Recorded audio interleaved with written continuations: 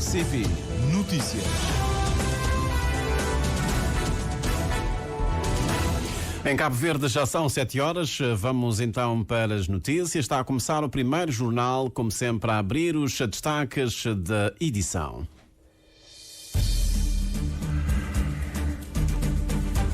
Dia Internacional da Juventude, o Fórum celebra-se hoje, o Fórum Jubilar dos Jovens Cabo-Verdianos tem lugar hoje na Assembleia Nacional e encerra a semana central final do Jubileu dos Jovens rumo aos 500 anos da Igreja Católica. O número de eleitores fixado até 1 de agosto já está publicado no Boletim Oficial, um aumento para 341.521 nacionais.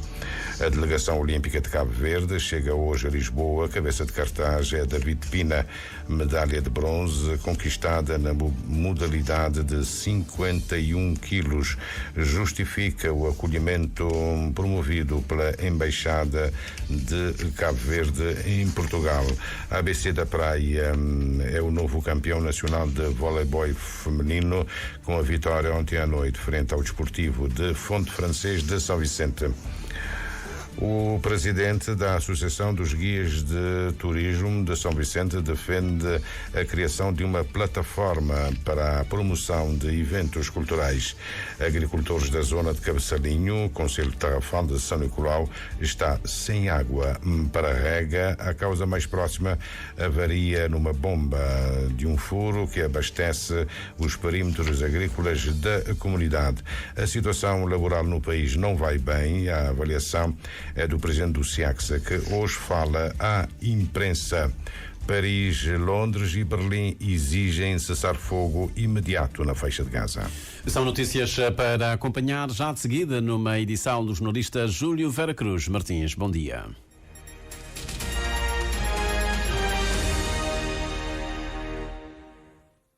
Votos renovados de bom dia, gratos pela preferência que nos dá. A Proteção Civil da Grécia já ordenou hoje de manhã a evacuação de várias localidades nos subúrbios do nordeste de Atenas, depois da cidade de Maratona, na noite de ontem, face a um violento incêndio que começou ontem e espalha-se muito rapidamente nos arredores da capital. As forças de proteção civil estão a travar uma batalha desde ontem à noite e, apesar dos esforços sobre-humanos, o fogo continua a espalhar-se muito rapidamente e dirige-se para Penteli, explicou o porta-voz dos bombeiros numa conferência de imprensa hoje de manhã. Pelo menos 5 novas localidades foram evacuadas no início da manhã, assim como 2 hospitais, um pediátrico e outro militar, em Penteli, cerca de 15 quilómetros a nordeste da capital. 8 pessoas foram hospitalizadas por problemas respiratórios. As autoridades gregas abriram o estádio Olímpio, OAK, no norte de Atenas, para acomodar milhares de pessoas deslocadas.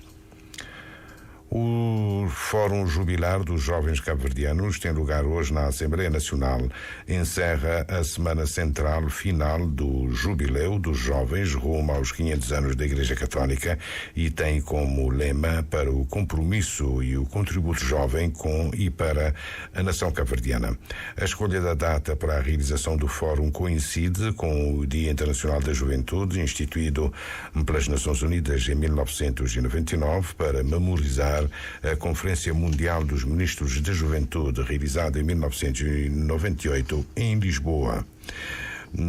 Dos cliques ao progresso, caminhos digitais dos jovens para o desenvolvimento sustentável é o tema escolhido para este ano, que de certa forma é abordado no fórum pelo secretário de Estado da Economia Digital, Pedro Lopes, sobre os jovens e os desafios da era digital e da inteligência artificial.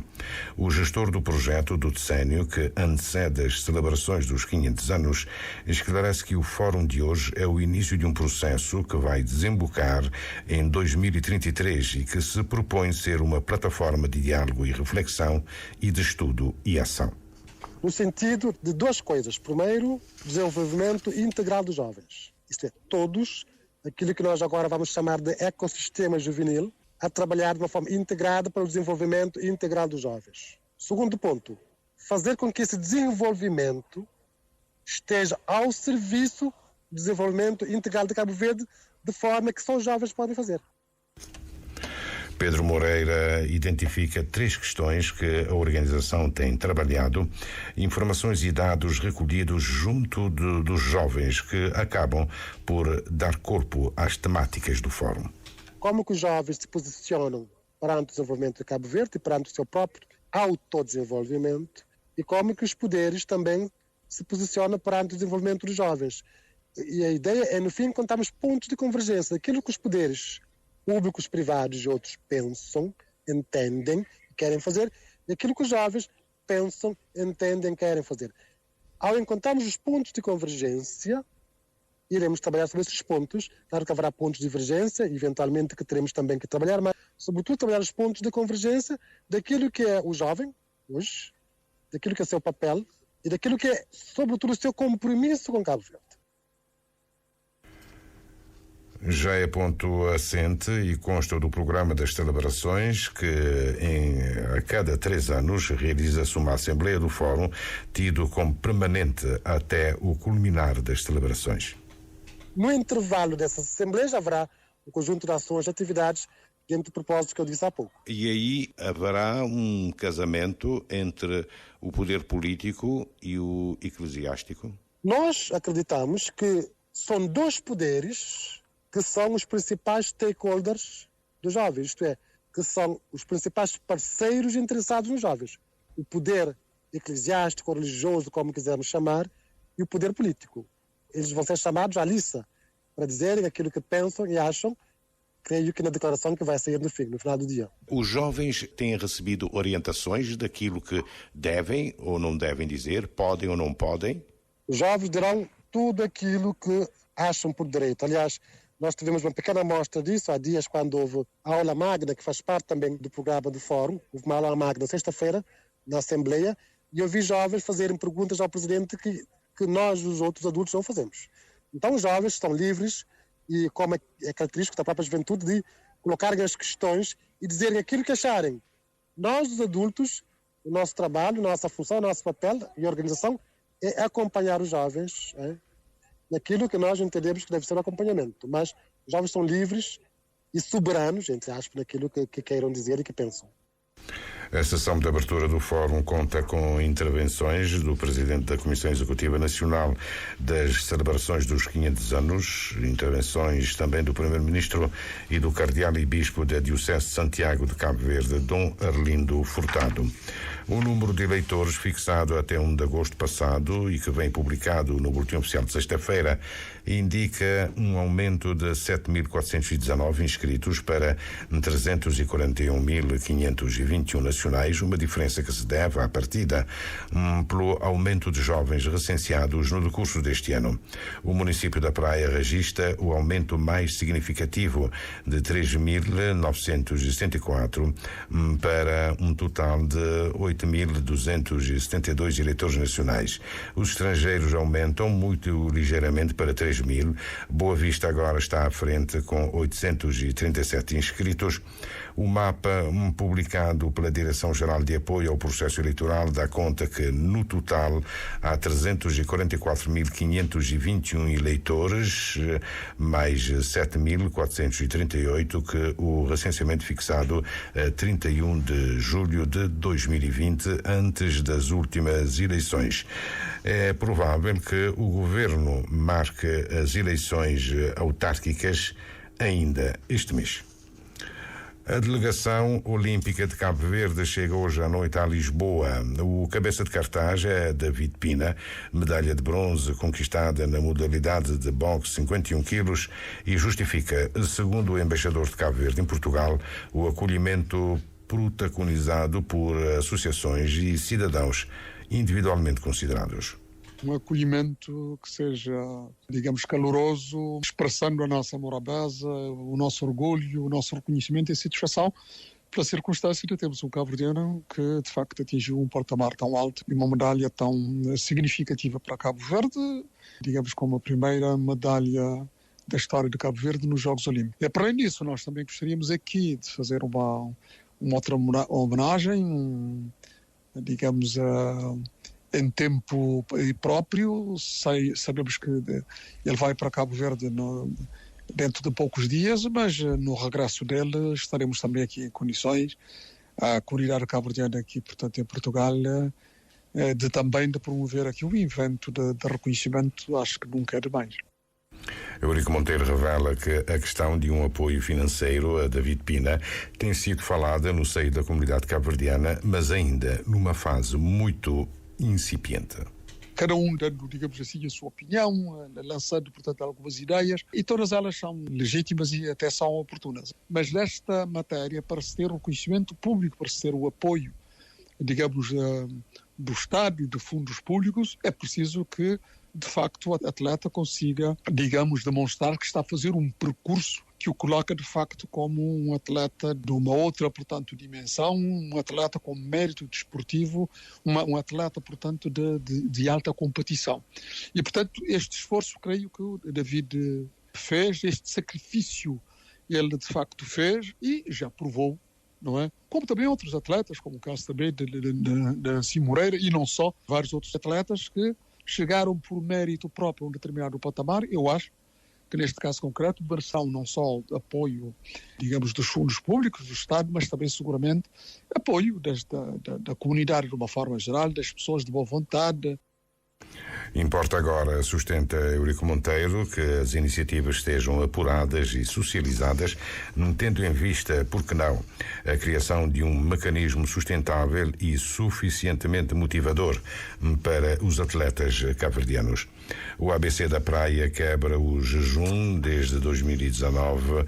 É o novo campeão nacional de voleibol feminino, com a vitória ontem à noite, frente ao Desportivo de Fonte Francês de São Vicente. Melhor jogador em campo e em todo o campeonato, Ludmila Varela reconhece que o sentimento é de alegria e realização. Como de meu trabalho é tudo essa época para bem vencer esse campeonato, e também que foi um ano fácil para mim, se me testar da flor, como estava esse ano a dedicar inteiramente a voleibol de praia, tenta conciliar o voleibol de salão ao mesmo tempo, que foi fácil, mas e para mim está a ser um momento de realização, onde consegui fichar com chave de ouro esse campeonato. Expectativa para o futuro é continuar a trabalhar para manter títulos de campeão, bata soma título, inspira também que os mais jovens que se até bem, e bata tenta percorrer também caminhos maiores para representar Cabo Verde sempre na mais alto nível. A atleta confessa que agora é tempo de descanso para logo de seguida retomar, a partir de novembro, os treinos de voleibol de praia. Porque próximas competições no marca presença na torneios para não poder manter aquele ponto que terá no acesso ao Mundial na Austrália. Por isso que ele é um grande sonho para nós, por uma primeira vez para mérito próprio, não consigo qualificar para Mundial, então também continua a trabalhar. Mas terminando esse campeonato nacional, gosto nos momentos de repousa, como não tem estado desde o início de ano, a jogar sempre minha irmã, e em especial vou de falar. Então gosto de tirar tili, corpo também já desgasta, não só está xinte, não tem alguns desequilíbrios a nível físico ali, não tem estado também fisioterapia todo dia para reforçar, só para aguentar esse campeonato.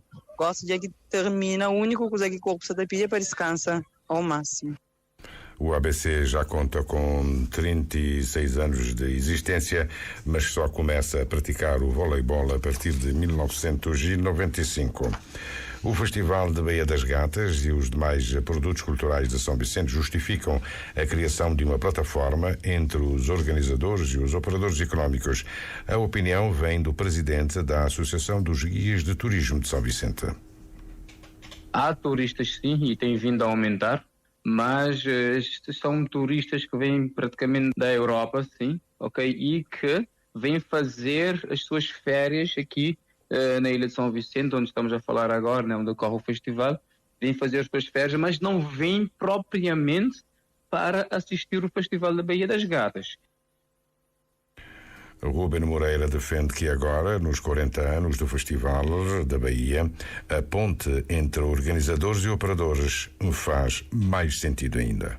Para que os turistas viessem, incluindo dentro dos pacotes dos programas que têm, um ou outro dia que passassem para ir para o Festival da Baía das Gatas. Mas, daquilo que eu tenho conhecimento dessa área, ainda não existe essa ponte, essa abertura, digamos assim, do diálogo entre os realizadores e também entre os operadores para que essas pessoas viessem realmente para assistir o Festival da Baía das Gatas.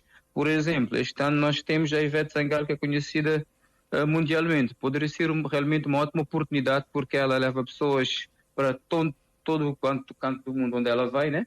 E fazer essa ponte, essa ligação, por exemplo, porque não com brasileiros, e trazê-los cá com pacotes específicos também, com alguns stakeholders da área incluídos, para virem diretamente assistir o festival.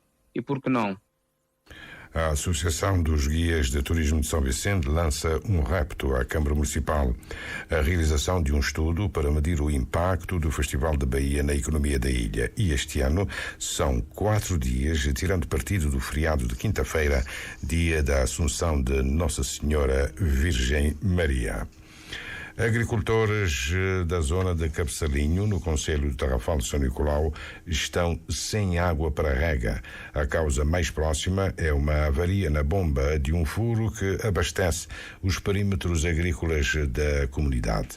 João Vicente, representante dos agricultores, disse ao Primeiro Jornal que a maioria se tem socorrido de água canalizada, o que desde logo acarreta, Rony Brito, um elevado custo. As parcelas agrícolas já estavam cultivadas e, devido à escassez de água, as plantações acabaram por secar, explica João Vicente. Desde mês de junho, para ter água, até a data de hoje, não tinha nossa parcela de terra tudo cultivado. Está tudo a perder, não tem nada, não tem um pingo de água. Não está sem riga desde mês de junho. Não tinha plantado beterraba, cenoura, repolho. É assim que tudo. Não tinha água, isso nunca sabia nem quando que está a resolver esse problema. Mas uma situação que está vindo a arrastar tem uns 3 anos consecutivos. Não tinha passado para maus bocados ali na cabeça lima a história de água de furo. Às vezes vou a plantar, furo está a estragar, que se planta está assim, que é tudo na chão. Não está aí só prejuízo. E depois, está ficando a falar para investir na agricultura, mas isso cada da gente não quer assistência, manter gente que ele bomba firme para a gente riga, ou o plantar, para o falar não, botar troncolheta. João Vicente disse que a maioria tem recorrido à água canalizada para regar as suas parcelas agrícolas. Na água de casa de torneira, mas está ficando um custo muito elevado. O ano passado próprio me pagou um monte de dinheiro. Vamos ficar até por uns plantinhos como tinha aí água de domiciliar e preço, vou saber, até 5 toneladas de um preço, depois está 10 de outro preço. Às vezes, já nunca está pode ir. Às vezes, para sobreviver com esse plantinha, não está a recorrer à água de casa, mas está a ficar um custo muito elevado. O representante dos agricultores na zona de Cabeçalinho diz que estão abandonados pelo Serviço Autónomo de Água de São Nicolau. Pessoas estão tudo assim, desanimado, se planta tudo assim. Nunca tem solução. E quem pode resolver é o Serviço Autónomo de Água. Mas que está a resolver, as pessoas têm abandonado próprio. Se parcela de terra, que tem água, nunca tem poder fazer nada, nunca tem poder trazer água no alto tanque, nem nada, nunca tem poder. Nossa parcela de terra depende de aquele furo lá de baixo, depende de aquele furo, e que tem água, e está tudo assim. Os agricultores na zona de Cabeçalinho, no município do Tarrafal de São Nicolau, apelam às autoridades locais para uma resolução urgente do problema, porque, segundo afirmam, dependem da agricultura para o sustento das suas famílias. A situação laboral no país está longe de estar bem. A avaliação do presidente do SIACSA, que fala hoje à imprensa. Gilberto Lima argumenta que o epicentro das demandas laborais está nas câmaras municipais e nos ministérios. A antecipação dos tópicos da conferência de imprensa de Gilberto Lima com o jornalista Ailson Martins. O Ministério da Justiça está em dívida com os 99 agentes prisionais recém-formados no montante de 250 mil escudos cada um, diz o presidente do SIACSA. Eu gostaria de dizer do Ministério da Justiça, no que respeita a agentes prisionais, já lá vão quase 14 meses a trabalharem e ainda sem definição própria para o segundo estágio probatório.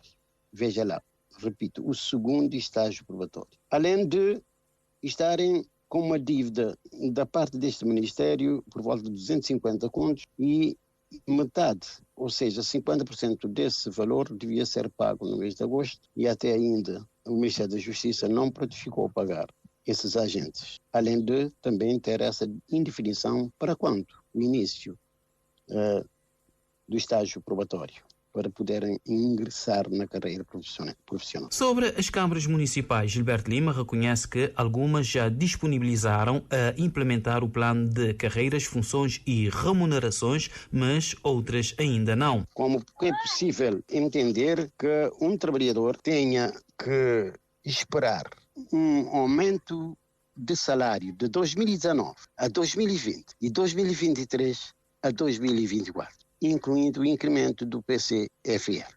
Isto passa na Câmara da Boa Vista. Como entender a falta de promoção dos funcionários nas diferentes câmaras? Como entender descontos ilegais nos salários dos trabalhadores? Mas continuamos, na verdade, com uma situação sociopolítica laboral muito mal. O presidente do SIACSA frisa ainda que é preciso despartidarizar a administração pública. Os trabalhadores da cor de frente são todos postos na prateleira. Não conseguem promover, não trabalham, não é? Mas recebem, quer dizer, hoje trabalhas tu e amanhã trabalho eu, porque o meu partido está na oposição. Isto não pode continuar. Devemos acabar com isto, porque está a prejudicar o país, o Estado, as instituições e os próprios trabalhadores. Gilberto Lima também advoga que os sindicatos são os parentes mais pobres no conjunto das organizações civis e não têm qualquer apoio financeiro do governo.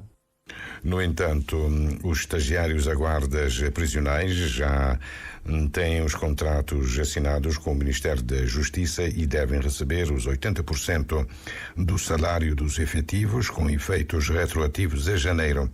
Um memorando de entendimento assinado recentemente com o apoio do Sindicato de Trabalhadores de Comércio e Serviços. A Escola do Ensino Básico de Ribeira do Ilhéu, Mosteiro, está de cara lavada. A reconstrução da infraestrutura foi cofinanciada por um grupo de imigrantes que anuncia novos projetos para o povoado da Zona Norte de Mosteiro. Nilton Pires. A comunidade mosteirense compareceu e comemorou com pompa a inauguração da escola num ambiente de muita festa. A chuva atrasou o início da cerimónia inaugural, presidida pelo Presidente da República e testemunhada pelo Ministro da Educação. A reconstrução da escola de Ribeiro de Ilhéu custou aproximadamente 43 mil contos. O projeto foi cofinanciado pela Câmara de Mosteiros, pela ONG luxemburguesa Bettenberg Helft, por um grupo de imigrantes e pelo Ministério da Educação. Filipe Gomes falou em nome do grupo de imigrantes de Ribeira do Ilhéu. Grupos de imigrantes nos Estados Unidos sabem trabalhar, podem criar fundo de ali para frente para alunos de Ribeira do Ilhéu que têm acesso à universidade, sabem criar um fundo para bem ficar te ajudar a fazer esse curso na onde quer escrever. E terceiro, entrega Ministério da Educação, uma grande escola, espera, nós cuida dele, nós valorizar e nós proteger. Em nome dos alunos, Tiara Mendes diz ter ficado feliz e orgulhosa com a reconstrução da escola de Ribeiro do Ilhéu. Carrego comigo uma péssima imagem da minha antiga escola, mas hoje, quando vejo para esta grande obra, parece que estou a ter um sonho. De repente, tudo mudou. Tudo que era velho e feio passou a ser novo e lindo. Apelo aos meus colegas e à comunidade em geral para cuidarmos com carinho da nossa escola. Já o presidente da Câmara de Mosteiros destacou a parceria com a comunidade imigrada. Fábio Vieira diz que a reconstrução da escola de Ribeiro do Ilhéu é um exemplo de que é possível criar novas soluções para financiar o desenvolvimento de Mosteiros. Estamos a celebrar também a conquista de um esforço coletivo, uma união de esforços, um verdadeiro juntamento que ultrapassou todas as barreiras habituais. Ribeira do Ilhéu tem uma longa tradição do voluntariado e de espírito comunitário que é a marca desta localidade. A inauguração desta escola, uma das mais modernas de Cabo Verde, se não a mais moderna, não só reflete com nitidez a nossa grande aposta na educação, como também patenteia a nossa capacidade de mobilização de parcerias. O novo edifício escolar de Ribeiro de Ilhéu tem 4 salas de aula, uma sala multimédia, uma sala de professores, um gabinete diretivo, um refeitório, uma cozinha e 4 casas de banho. Carlos Santos, 3 tópicos da atualidade internacional: incêndio na Grécia, mas também em Espanha, na região espanhola de Aragão. As autoridades confinaram a aldeia mais próxima devido ao fumo que já queimou mais de 250 hectares do município próximo de Valência, no noroeste de Espanha. Estão envolvidos nessa operação 150 bombeiros. Dizer também que a Rússia está a dizer que está a travar os avanços ucranianos, mas a imprensa diz que o governador russo da região de Belgorod já anuncia evacuações. O anúncio é de hoje. Os residentes de um distrito face à ofensiva ucraniana e tendo como pano de fundo uma incursão armada na região vizinha de Kursk. Passam agora 27 minutos das 7 da manhã, final então desta edição do Primeiro Jornal para esta segunda-feira, hoje, dia 12 de agosto de 2024.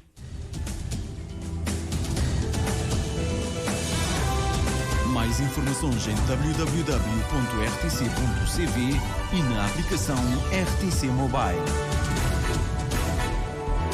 RCV, o rigor da notícia e o melhor da informação a cada hora. RCV, tempo.